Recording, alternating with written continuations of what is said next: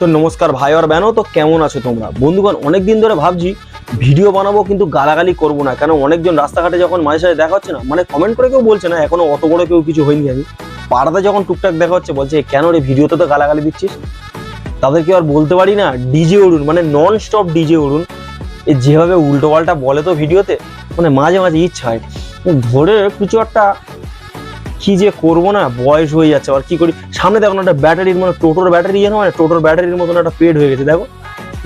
এই তো যেরকম হাজরা শুভ, ঠিক আছে, এ অল টাইম আমার নিয়ে ঘেটে ঘেটে ঘেটে ঘেটে, বাট আমি সময় পাচ্ছি না।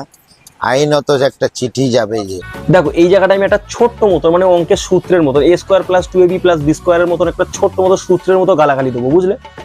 ওই যে খেপাচোদা ভিখারি মার্কা ব্লগারটার কথা বলছি, কি বাজেভাবে তোর অপমান করছে দেখ। এইভাবে তোর বাবা মা যদি জুতোর বাড়ি মাতো তোর এত অপমান হতো না। বলছে ওই হাবড়ার ওই শুভ ওর না, তো ও তুই নাকি ওর চেটে চেটে দাঁড় করিয়ে দিস, আর তোরও নাকি দাঁড়িয়ে যায় চ্যানেল। হ্যাঁ সত্যি ব্লগারদের অপমান।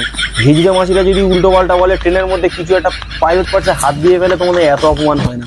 এই ডিজে অরুণ যেভাবে কথাবার্তা বলে ব্লগারদের ছাড়ছে, নিয়ে সহ্য কর, আরো দাঁড় করা।